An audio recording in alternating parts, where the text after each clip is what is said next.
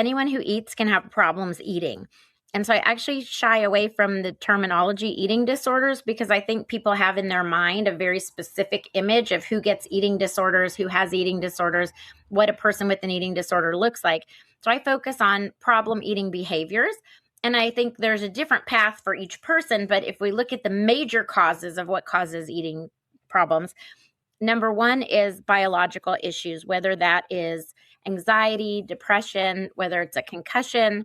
There's all kinds of things that can cause eating problems. And then you also have all the biological issues that cause someone to need a special diet. So celiac disease, Crohn's disease, allergies, those kind of things. Anytime you have eating plus stress about eating, that can cause an eating problem.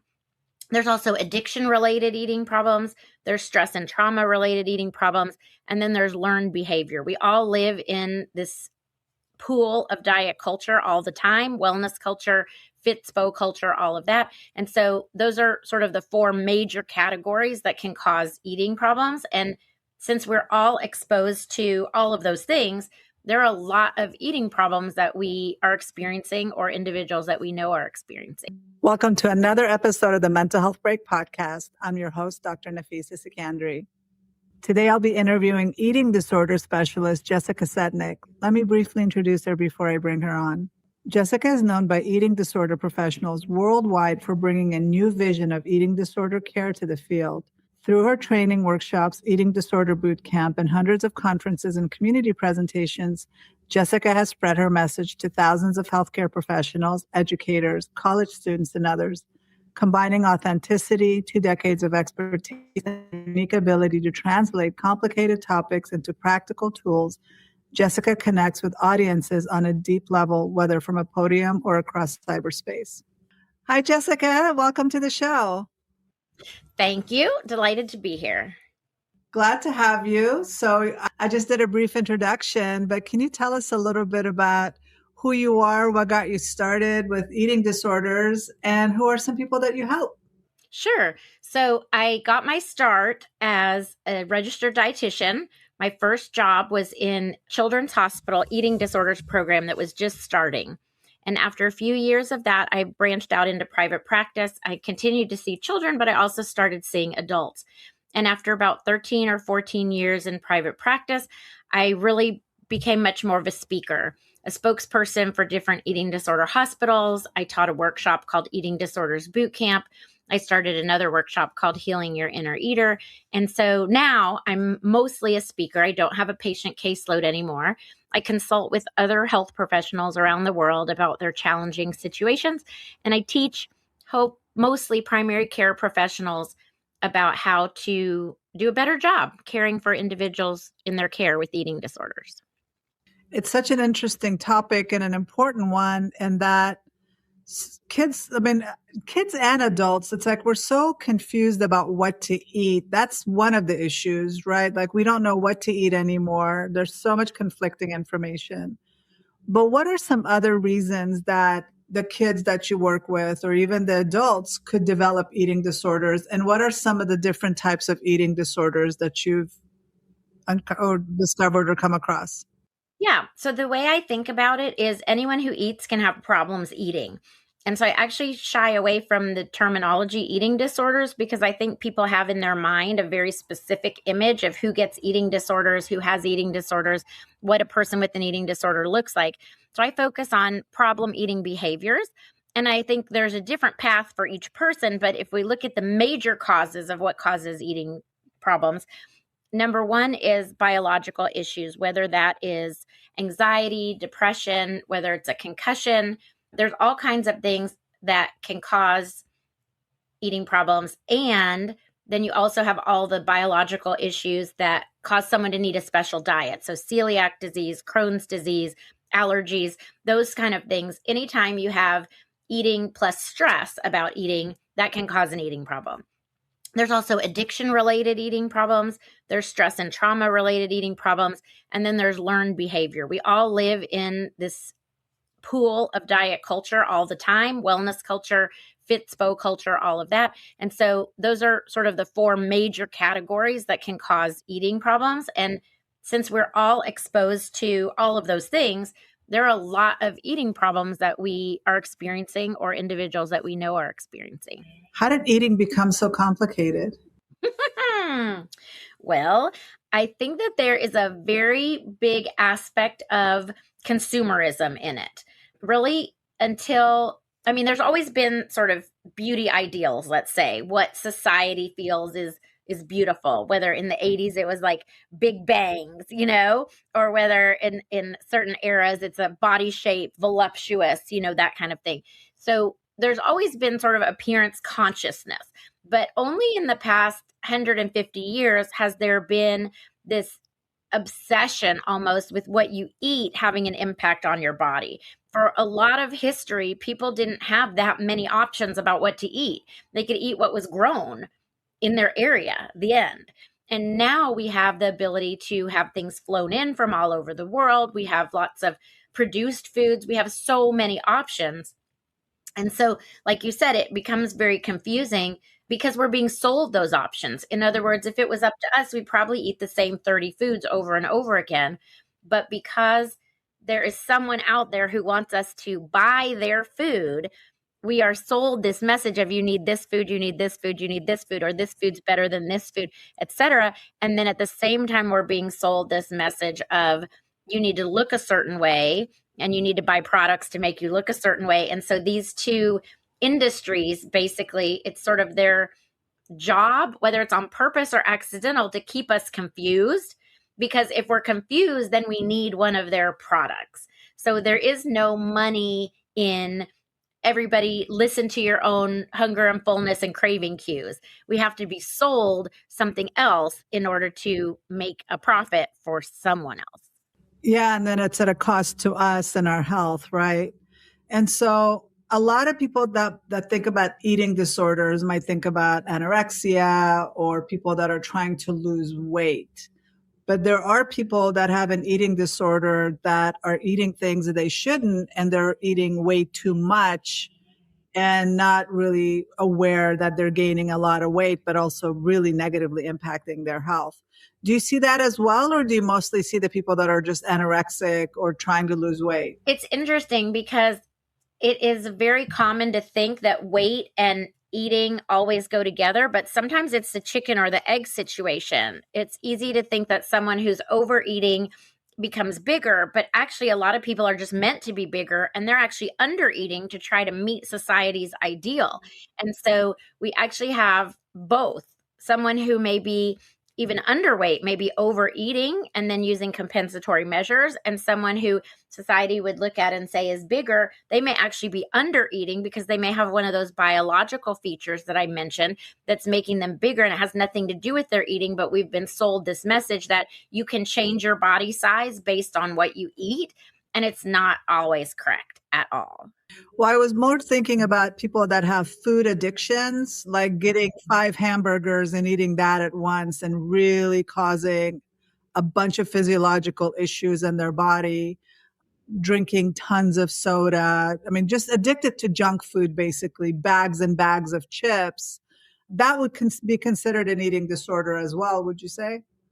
Sure. I would say anytime that someone is eating, and again, I stray away from the words eating disorder because eating disorders are very specific, as you know. There are diagnostic criteria for eating disorders. And so there is no diagnostic criteria for an eating disorder that is drinking excessive soda. That doesn't meet an eating disorder diagnosis. So, but it's a problem eating behavior, in my opinion. If someone is taking in that much of a low nutrient substance, the question is why? Is that person, let's say, do they have untreated ADHD? And so they're using caffeine in order to stay regulated throughout the day. Or is that someone who is trying to diet? And so they feel like drinking a diet soda is the way to keep their stomach feeling full because they're not getting enough nutrients? Or is it someone who is sort of depressed and so they're not getting out of the house to get food, and so that's the easiest thing they can get out of a vending machine? It's always about the underlying issues is what determines if it's an eating disorder or not versus the behavior on the surface. I like that you distinguish, because when I'm using the term eating disorder, I wasn't thinking about the diagnostic criteria for it. I was just talking about disordered eating, basically, that you're doing things because we're being tempted by so many chemicals that is hijacking our brain, and we're craving those things. We're craving those chemicals. And so we're constantly feeding. But like you said, looking at to the underlying reason, are they medicating themselves with caffeine? Are they medicating themselves with comfort food? Are they medicating themselves with sugar? So then there's that underlying mental health issue. Like, what are they trying to help, I guess, with their struggles? And so, what do you do when it truly is a mental disorder, or is it always a mental health issue connected to the eating? So I think as a dietitian, that's what I feel like dietitians are really good at, is sifting apart. Is this an educational issue? Is this a person who really doesn't know either how to cook or doesn't know what are nutritious foods? That's possible. I feel like that's less common than someone who doesn't have access to more nutritious foods because of where they live, or because of they don't have storage for those foods in their home. They don't have a place they can store food that's pest free, or they don't have a refrigerator. Is it someone who doesn't have enough money to purchase food? Food insecurity can cause someone to lean into certain specific foods that are less expensive or more convenient. And then on the other side, is it a mental issue? So it's not just, is it mental or physical? There's lots of layers that we sift out to figure out what's going on. But yes, in a lot of cases, there's that stress and trauma related category of problem eating behaviors where someone is using food. Food is a mood altering chemical. We tend not to think of it that way, but food is a mood altering chemical. If you've ever been hangry and crabby and then you ate something and you felt better, you know food is a mood altering chemical. And so for someone who's experienced a traumatic event or long-term stress, that changes brain chemistry, and food helps replenish brain chemistry. So a lot of times, yes, there is an emotional root, but it's not clear on the surface. So it could be one of many different possibilities. And that's why, like I said, I love being a dietitian, because I feel like sometimes I'm a detective and really trying to figure out where this behavior comes from and not just make an assumption on the surface. That's a very good point. For my listeners who are familiar with this podcast and what we're trying to do this year, I've decided to take on the Happiness Project. And so what I'm trying to do is every month have a different theme. And the first month, January, was all about energy and clearing our energy and our space and decluttering. And February was all about relationships and connections, but also relationships with ourselves as well as with others. And then for March, it's all about parenting. And so I wanted to address the parenting issue, not just parenting as parents, but also parenting ourselves, our core wounds. And one of the ways we parent ourselves is through comfort food, right? And so we eat comfort food when we're stressed. And a lot of times what's considered comfort food is not healthy for us. But if you can address the comfort food, and then part two of the question is for parents that do have picky eaters, that kids are struggling. Like I have kids that will not eat anything green, or they don't like textures, and that can lead to disordered eating as well. So can you address the parenting yourself with like self-medicating through food? Because as we grow up, our parents show love through food. A lot of cultures show love through food. And so how can we create a fine balance so that we're not creating disordered eating or problematic eating, while at the same time having that nourishing? Because there are some foods that make us feel good, like soup in the winter on a cold day. That could be a healthy thing and a comfort food. So can you just talk and address that a little bit? Sure. So there's nothing wrong with food being comforting. The problem is when the only way someone has to comfort themselves is through food. So having, let's say, Girl Scout cookies in the springtime right now, because Girl Scout cookies are delicious and make you think of being a kid or something like that. There's nothing wrong with that. The problem is if I'm eating Girl Scout cookies because my life stinks now and I want to eat things that remind me of being a kid. And so how many Girl Scout cookies can you eat before you feel better about your life? Right? The Girl Scout cookies are not going to solve that. And so the problem is if someone's turning to comfort food for something that food cannot solve. And that's when people overdo it. That's when people feel guilty and regretful. And that's when we would consider that to be disordered eating or problem eating, dysfunctional eating. And the same thing can actually go for not eating. Some people feel that brain chemistry comfort when they don't eat. And so not eating can be a comfort for some people. And so the goal is to have other ways to comfort yourself.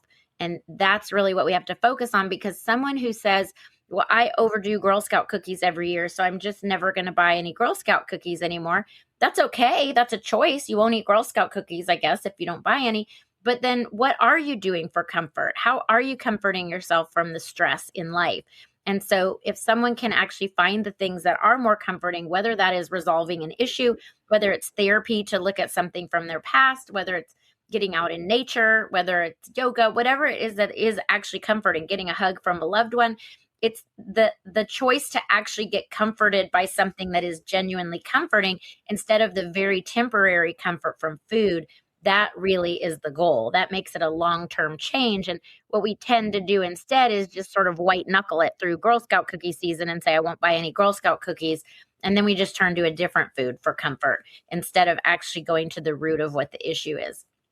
When it comes to the other side, which is, or the other question you had, which is how to help our kids, it ties into that. The more that we take care of our own eating issues, the more we are role modeling to our kids, not passing on those same eating issues. And so we have all these messages in our lives from the caregivers who brought us up when we were young. This is what Healing Your Inner Eater is all about. It's to not pass things on to the next generation, but also to heal them inside you. So looking at our society, there's no one alive now that wasn't brought up by someone, whether it's a parent, grandparent, foster parent, loved one, aunt, uncle, whatever, whoever raised you, that went through either a wartime rationing situation, the Great Depression, the Dust Bowl, food insecurity of some kind. And so through that, we learned to be people who always try to clean our plate, those kind of things, don't want to waste food. And we forget that we're living in a different culture, a different time now, but we're carrying on those same traditions.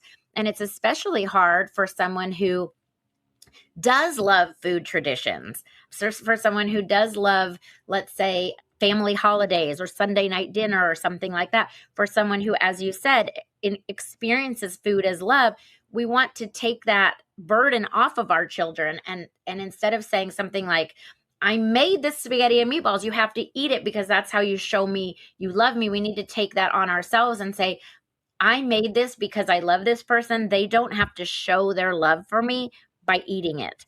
I want them to take care of themselves. And it's a really hard boundary to kind of work on.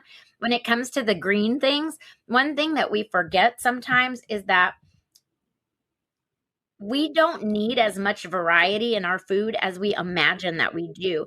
And we are really trying to raise kids with a healthy relationship with food. So forcing kids to eat something that they don't want is teaching them a message of, I can be forced to put things in my body. And the same kid who says, I don't want to eat that, is the same kid who will say, no, I won't do drugs. No, I won't have unprotected sex with you.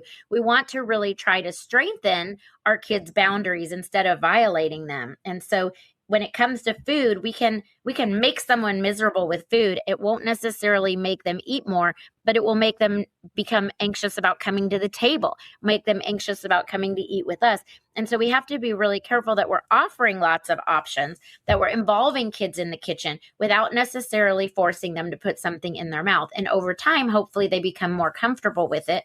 There's also food chaining, where you take a food that someone does like and you take just a tiny step toward another food. So if someone really likes, let's say, round crackers, maybe a round piece of cheese could go on that cracker. Those kind of things where we're taking kind of baby steps, as opposed to saying to someone, you can't leave the table until you eat that food. Well, that's the way a lot of us were raised, and we really want to try to not pass that on. No, that's a really good point. I mean, as somebody that specializes in anxiety-based disorders, I do get a lot of parents that have kids that, because of anxiety or OCD getting in the way, they just have this texture issue, or they have, and then there's autism. They have this mental block against trying anything. And we know when it comes to food, we have to be exposed to it at least 9 to 10 times in order for our brain to decide whether we like it or not. So if somebody just eats something one time and goes, blech, I don't like that, that might not be enough they need to be constantly exposed to it. And this is where a lot of parents just give up and say, well, I tried it once and he said he didn't want it. So now I'm going to give him McDonald's every single day because he will definitely eat that. And that's the issue that a lot of parents are having, where obviously the food industry does not waste billions of dollars doing experiments on how to make food addicting and delicious for them to not win every time when it comes to choosing them over regular food, right? So the problem is for a lot of parents that they'd rather just give their kid anything, even if it's candy bars and junk food, than trying to teach them about eating, making Well, better but it food. takes time, right? Exposing kids to food takes time. It takes patience. It means exposing kids to food means involving them in the kitchen, taking them to the grocery store. It takes 12 times as long, at least, to go through the grocery store with a kid in your cart or kid walking next to your cart.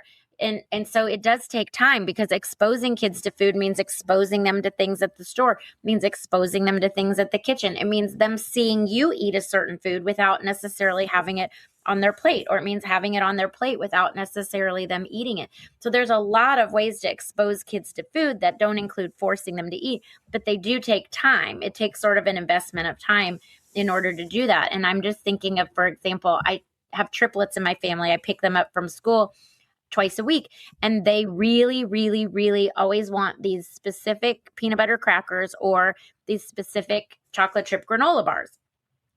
They are so crumbly. They make the biggest mess. So I've been experimenting with what can I bring them for a snack that is not crumbly. So one day I brought blueberries and strawberries that they like. And literally one of the kids started to cry.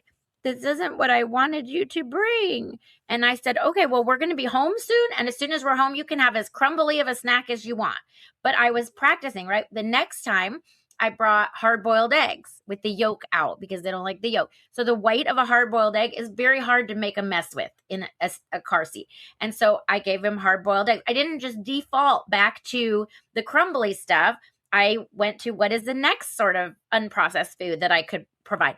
Well, you know what? Last week on Wednesday, you'll never believe it. The kids came in the car. There's 3 triplets. One had an apple, one had a pear. I guess their teachers maybe gave it to them. The one who had no fruit was so sad. She wanted them to share with her an apple, a pear. Well, guess what I had brought for a snack? Blueberries. She was so excited. So here are these kids over the course of a couple weeks. We've gone from completely processed snacks to eating fruits and hard-boiled eggs as a snack in the car. And yes, it warms my dietitian heart to have these foods, but it did take more effort. It took more practicing. And today, my goal is to bring apples for all of them. It takes a lot of thought to do this transition, but I think it's totally worth it. But that's the problem. A lot of parents complain, I don't have time. I don't have time, and it's a lot easier for me to just go to the drive-thru and get them junk food, because then they'll be happy and they'll be quiet. And and they end up getting addicted to the junk food. Like for me growing up, my mom, to this day, I haven't gone out of my way to buy a donut because my mom would not let us have donuts.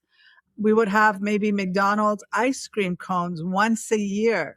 I mean, you would think, oh my God, what a horrible, cruel mom. But thank God she did that, because we didn't develop a taste for it. It was a treat and only a treat. Well, and that worked out for you. There's some other situations where that same situation of what your mom was doing would have led someone to be eating donuts under the bed, right? And every time they go to someone else's house, sneaking donuts. So it worked out for you, but we all have different reactions. But for very little kids, they only get what you give them. That's absolutely right. Yes. They don't go out of their way to get. They don't have a credit card. They don't go to the grocery store. That's right. But one thing that I think really helped me as a child is I grew up with a garden. I grew up with eating right from the garden, my cucumbers, my tomatoes. And so I had that baseline where a lot of kids today don't even know what a lot of these vegetables are. And so it ends up, they grow up always eating junk food. And then do you see a lot of them struggling mentally because of, they say if you eat junk food, you have junky thoughts. Do you see the connection with, as a dietitian, nutritionist, Do you notice that there is a connection with what these kids are eating and then how they're behaving? Because I was also a school psychologist for many years. And at that time, I didn't know about the connection between the food and mood connection. But now, if I had to go back and look at these kids, I would look at them differently and I would try and focus on changing their diet and helping the parents and educating them. So do you help the parents with this transition to helping their kids eat better and then making them feel empowered? Because a lot of them do feel like, I don't have time. I don't have the training. I don't have the patience. I have too many kids screaming and I have too much on my plate. What can I do? So how do you help people like that? Yeah, yeah, but it's a society issue that we really don't prioritize childcare, the health of our child. We don't prioritize people making enough money for a living wage so that they don't have to have more than one job. People are overwhelmed and overworked, absolutely. And so I think what we end up doing is it's a lot of the after school programs and things and sometimes in school programs where as a dietitian, I go and I bring paper bags with every single one has a different fruit and vegetable in it. And what we do is everyone gets a paper bag, they close their eyes and reach in and feel it and try to figure out what it is and then hold it up so everybody else can see what it is and they guess what it is and then they open their eyes to see what it is. And then afterwards we cut up all the fruits and vegetables and everybody gets to try something that they want. And I love starting with the kids and then they can go home to their parent and say, I had this thing at school today called jicama, or I had this, I never used to like pears, but now I had a pear at school. I think I might like them again. When it starts with the kids, sometimes that's the best way to make a change because the parents are overwhelmed. But a kid bringing in like, this was a new thing I had, or this was something fun, maybe they can spot it when they go to the grocery store next, or they can ask their parent to add it to the shopping list. And very slowly but surely, we can add in more things because I do think that focusing on what we add in is more important than focusing on what we take out. The more that you add in nutritious foods, the more that other things may fall out. But if you just say we're not going to have XYZ anymore, well, what are you going to eat? It's much harder to take something out if you don't have other things replacing it. If you just say we're not going to stop at fast food on the way to soccer, then you're going to have nothing on the way to soccer. You have to consciously come up with something in your mind to do as an alternative. Yeah, just having this conversation with you and you talking about, how somebody could rebel against the healthy family routines and then sneak in food and eat junk food or get their needs met some other way. It just shows how difficult and multi-layered this issue is and why it's such a huge problem. And I don't blame the parents at all for being overwhelmed because they're also just as confused with all the conflicting information about what to feed their kids, what not to feed their kids. And then for me, I know that with my own OCD brain, there came a point that I couldn't eat a lot of things because of all the negative things I heard about it. But this one's sprayed with so many pesticides and this one has so many chemicals to the point that I felt like I don't know what to eat anymore. I have a very, let's see, I call it sticky. It's not a psychological term, but I have a very sticky brain. So I do understand when my clients come in and say, I can't eat this because of this reason. I can't eat this because of this reason. Can't eat this because of this reason. And so what we try to look at is where are these messages from? Because you don't have to eat that, right? You can have a healthy, happy life without eating strawberries. But is the reason that you don't eat strawberries an actual reason, or is it a fear? And so if you said something like, I can't go across the street because I'm scared to go across the street, how would we handle that, right? How would we handle being scared to eat a strawberry? I don't care if you never eat a strawberry again. I care if you want to eat a strawberry and your fear is keeping you from eating a strawberry. Right. So it's sometimes that basic as looking at which are the foods that you want. And that's why it's really hard sometimes with kids, because until a kid says, I want to go to a slumber party and I want to be able to eat pizza with the other kids, that's their motivation to do it. But before that, a parent wants them to eat pizza. They don't want to eat pizza. They have to have their own motivation before they're willing to make those efforts. And so a lot of times it's waiting for a kid to become an age where they are okay with challenging those fears as opposed to us. It takes a lot of patience for adults. So I do understand all those thoughts you have, because I have that sticky brain too. And when we think about kids and how concrete they are, if they hear us say something like, donuts are bad for you, let's just say they say that. They hear someone say that. Maybe it's us, maybe it's someone else. Donuts are bad. Then anytime they see a friend eating a donut, they're like, you shouldn't eat that, right? And we're like, okay, paper clips are bad. Don't eat paper clips. Pennies, don't eat pennies. Like a donut on the scale of like non-food items, right? But we use those words and say it's bad for you, and to a child that has a very concrete meaning, so they can be very sticky too. And so we really want to be careful what words we use around kids. I think sometimes that having grown up as a pediatric dietitian actually made me a better communicator with adults, because I try to be very specific about what I say. And then the kids become the donut police, and you don't want them to be the donut police, because it does raise their anxiety that there's somebody's eating something that they're not. And I like that you connected it to fear. And that's what it is with a lot of the kids that I work with that have anxiety and an OCD brain. They become afraid of certain foods. Like they're afraid to eat an avocado because it's green. I remember hearing somebody being afraid of a banana because they didn't like those 3 dots in the middle of a banana. So those are phobias that are very irrational, and you don't want them. And like you said, I don't care if you ever eat a banana, but there's no need rationally to be afraid of a banana. You can look at a banana and be like, that's not for me. But when you're fueled by fear, that's what we want to work on. Yes. And so if you think about having that fear, if you have a fear that if I go to the dinner table, someone might make me eat a banana, now you're not just afraid of a banana, you're afraid of going to a meal with your family. You're afraid of going into the dining room. You might be afraid of going to Pennsylvania because there's bananas in Pennsylvania. Like at some point, it can really escalate because you've been sort of forced to violate your own boundaries. So we really have to work within the individual's spectrum so that we are letting them take the pace. I mean, the way I compare it when I'm talking to parents is I say, if I put a dirty tennis shoe on a plate and gave you a fork and knife and told you to eat it, there's no convincing you to eat that dirty tennis shoe, right?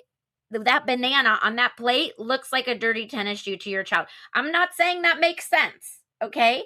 But I'm saying that's how they feel right now. So if we can get your kid nourished with other things that are not a dirty tennis shoe, we're not going to worry about the dirty tennis shoe right now. So tell me the things that your child does eat so we can make sure those things are always on the table. And then when your child says, I would like to try something new, there is a freedom. And I even suggest having a chart. So it's like a scientist, right? You're writing down like, what does it look like? What does it smell like? What does it feel like in my mouth? What does it taste like? Would I eat this again?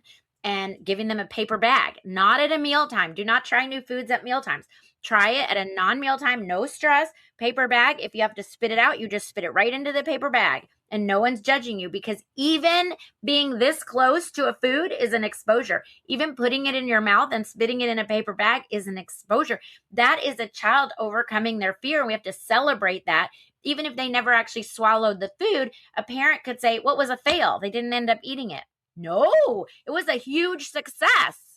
I like that. And I like your paper bag concept of feeling the foods, and when they were trying to figure out, identify what food it is, and then cutting up all the fruits. That was a really good one. And then this one is really good. It's true.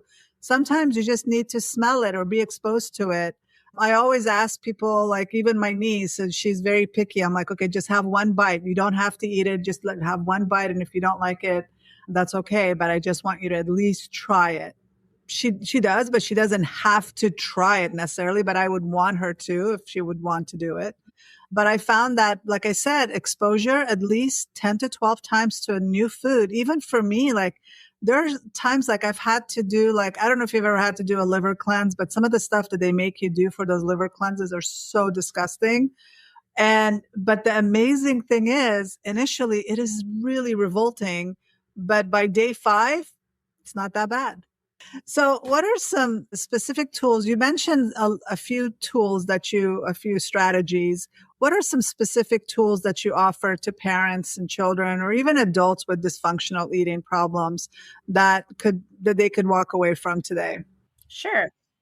Yeah, absolutely. So the bullseye is a really good example. If you've ever seen a dartboard, right, with the red circle, then yellow, then green, I add a layer in there. And so if you think about a behavior that you're doing that you don't want to be doing, a behavior that is not congruent with your goals, draw a circle on the page. That's the red circle. You can draw it in red if you want, if you have red, but draw a circle on the page and write that behavior in there. So let's think of an example. I'm going to say eating a box of Girl Scout cookies. Okay, that's an example. A whole box of Girl Scout cookies maybe is a behavior that is not congruent with me getting nourished in the day. So then I'm going to draw a circle around that. That's the orange circle. That's the preparation behaviors. What are the things that get me to that box of Girl Scout cookies? Whether it is buying Girl Scout cookies at the grocery store, whether it is making sure there's no one else at home so that I can eat a box of Girl Scout cookies and no one else will notice, whatever those sort of shame-based kind of behaviors are. And then the next layer is the yellow circle. That is the thought layer of behaviors. So I want to think about what gets me to the preparation behaviors. Maybe it is weighing myself and feeling not good about myself. That gets me to want to eat a box of Girl Scout cookies. Or what if it is comparing myself to someone else or seeing someone on social media that is doing something more fun than me and not feeling good about myself. So those are my yellow behaviors. And then everything outside of that is green. So my green behaviors are all the things that are self-care, that are distraction, taking a walk, watching something funny on TV, snuggling with my cat. And so if you draw this map out for yourself, the red, the orange, the yellow, the green, the goal is that when you have those thoughts to go outward into the green behaviors rather than going inward to that red circle. So in other words, the next time I see something on social media and compare myself, my life, and think, wow, I'm really missing out. This person's having this fabulous vacation. Instead of going into the orange of feeling not good about myself, thinking about food, I need to go the opposite way. I'm going to take a walk. I'm going to go ask for a hug from my husband. I'm going to snuggle with my pets so that we aren't using food to solve those problems anymore. But it's really hard in the moment when you have a pattern of behavior that keeps you going into this red circle behavior. You really have to have thought it through in advance, because in that moment, you're not going to be able to think about it clearly. You need to have it written down or at least thought through in your mind. These are things I can do instead. That's a really good tip for people because, like you said, it's so easy to just jump to the food without thinking about what are my other options. Sometimes, even when we're meeting our friends for lunch, or it's always around food, right? Come over my house for food. We will have food. And that's great for some functions, but it's also having other options like let's go to the park together and go for a walk. Maybe have some snacks. Like, let's say you and the triplets, you go to the park and you have all of these really good, healthy options, and they can choose from that option. And but while they're out there playing and they're making that association with healthy snacks in the park. Yes. And I will say the ice cream man is no dummy. He drives around the parks after school. And when you hear the ice cream truck coming by, it's a really hard decision for someone like me because I look at the things that they like to eat and I'm I see molecules, but I don't see very nutritious molecules. It's almost like paint is the way I kind of think about it. But I just think, you know what? I don't want to put my food stuff onto them. I want them to feel like we came to the park and the ice cream man came and we ate ice cream. And so I got them each an ice cream, knowing that I had provided, like I said, just keeping that out isn't the goal. It's giving them something that they have already eaten that is very nutritious so that when the less nutritious they're basically popsicles, I guess, not even ice cream. When the less nutritious stuff comes around, I don't have a problem with them eating it because they've already had the nutrition from the nutritious foods. I wouldn't want to give kids a popsicle on an empty stomach and that be the only thing that they had to eat that afternoon. And also, I like what you said about adding things in instead of taking things out.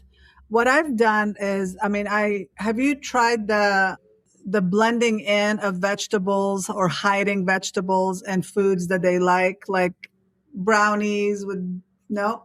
I am not a fan of being sneaky because if you have a kid who is a selective eater and they find out that you snuck something into their food, unlike an adult who thinks like, "Oh wow, I did like black beans. I didn't even know they were in my brownies. That's so cool." A child is going to think, "Oh my god, what are you sneaking into this? What are you sneaking into that?" Now they don't want to eat anything and you're like you're swearing to them like there's no cauliflower in your potatoes. They're like, you put cauliflower in my potatoes that one time. I'm not doing it again. And so you've actually made things worse. So I am not a fan of. No, I can see how that can create distrust with the child. But you could do it and you could say, listen, I did something different today. I put black beans in the brownies, or I put cauliflower in the mashed potatoes. I'm curious if anyone can tell a difference, or is it good? Like you can think of it as an experiment, and in an experiment you can always do. So it's not having cauliflower in the mashed potatoes that's a problem. It's the sneakiness that's a problem. Yeah, just like I never thought that the idea of eating zucchini bread sounded so disgusting to me, and I love it now. But it's about presenting it that way. It's not that I'm being deceptive. This is just a different way of eating. Yeah, no one says, here, have a cupcake, and it's really zucchini bread. Right. Another thing that I've done is I've started making things at home. I have an ice cream maker that I make really delicious vanilla ice cream, and they can add toppings, different chocolate toppings, sprinkles, whatever. But it's a lot simpler ingredients without all the preservatives. And I just buying an ice cream maker. Now they have these really great soft serve makers that you can make in a cone, and they can act, it looks like, it tastes like, it is ice cream basically. It doesn't have all the preservatives and additives in it. So there are other options for people that do want to take that on. But again, the whole issue becomes is who has time to do that, and are they willing to go above and beyond? My only issue that comes up with a lot of parents that I work with is, well, he won't eat anything else, so I have to give him junk food. But I also know for a fact that kids will not starve. They will not starve themselves. They do have a survival mechanism. And a lot of them, maybe the first time they won't, but they teach us how to treat them. Like for me, I wish that my mom wouldn't make us multiple different dinners for each one of us, because that taught us that, well, I'm not going to eat that. So then you have to make me a special meal, where in the past that wasn't an option. Mom made one meal and we all ate it or we didn't eat it. I do feel like, though, we have to keep in mind that when a child has neurodivergence or an eating dysfunction, they might starve. And that's where we have to be really careful and not say, I'm not making food. I'm making whatever I make and you either eat it or you starve, is really not the way I would phrase it. It would be more like there's at least one thing on the table that a child does like. If it's the bread rolls, that's okay. But I wouldn't put nothing on the table that the child likes, because then again, they're experiencing that negative association with a meal. Well, in the past, when our grandmothers would make meals, it wasn't just one thing there'd be a salad, there'd be bread, there'd be other things. So it's like you choose, but the grandmother wouldn't make a specific meal. No, for each person. No, I agree with that. I agree with that. You just have to put the thought into it in advance of when you're planning your meal. The problem is, of course, when people don't plan, and a lot of people don't have time to plan, and then they just pick one thing and someone says they don't want it. If they're old enough, it's always okay to have a backup food. Like if they're old enough, you can say, if you don't want what we're having for dinner, you can make a peanut butter and jelly sandwich. Or if you don't want what we're having for dinner, you can make your own, Kraft macaroni and cheese or whatever cup, if that's what you want. You can have a backup something. But I think that the ideal is to always have something. I'm thinking of when my kids were growing up and they were very selective. And sometimes the only fruit that they would eat was strawberries or oranges. And I just made sure one of those was on the table every time. And my husband would say, really? Orange doesn't go with blah, blah, blah, whatever we were eating. And I was like, it's not for you. Like, don't worry about it. If you don't want to eat an orange, don't eat an orange. I want these kids to always have one of the fruits that they like on the table, so that they're getting in a fruit at every meal. And it doesn't have to have anything to do with you, but I always wanted them to have those things that they did like. And that way they felt safe at a meal. And if we went to a restaurant, I taught my kids, if they have any kind of pasta with any sauce on it, that means they can make you a plate of plain pasta with butter on it. And I taught them how to manage their specific situations so that they would not feel scared to go to a restaurant. Because that was my worry, is if you're scared to go to a restaurant, now you're really missing out on a lot of social functions. And so they were very selective for a long time, and they both grew out of it. It's really nice. But I feel like part of the reason that they'll eat anything now is because they weren't ever forced to go hungry. And I like the idea of them empowering children to actually make their own foods. My daughter, I think, was like 8 or 9 years old when she learned how to make eggs. I mean, we pamper our kids, but you see kids in China and Japan, they're cooking at like 5 or 6 years old. And then there was that show about these 5 or 6-year-olds making gourmet meals. So kids are capable of learning how to cook. We just need to empower them so that they can take control of it. Oh, yeah. I'm thinking of Violet, who is 4.5 right now. And all she did was whisk the eggs. But she felt such ownership of those scrambled eggs when she brought them to the table. Look, everybody, at the scrambled eggs I made. I personally think the making is kind of the cooking part, but whatever. I'm not going to argue with her. She didn't even crack the eggs. All she did was whisk them, but she felt such ownership of it, right? And that, to me, is what we're trying to do, is establish that pride in kids. But it does take more time to give her the eggs and let her whisk it. And probably I'm going to have to whisk it a little when she's done anyway, than for me to just do it myself. It does take a little more time. And being the aunt is a lot easier than being a parent, I will freely admit, because I set aside that time. I'm not trying to do something else during that time. But even if you can just do it once a week, involve the kids in the kitchen, I think it's worth it. Yeah, and then not being afraid of the mess they're going to make, encouraging them to help you with the cleanup, and just allowing them to experiment. I do agree with that. It can be very controversial. It can be very polarizing. It could be a very complicated discussion, because food is life, right? We need food. We need to eat, but there's so many other issues that can come up with it.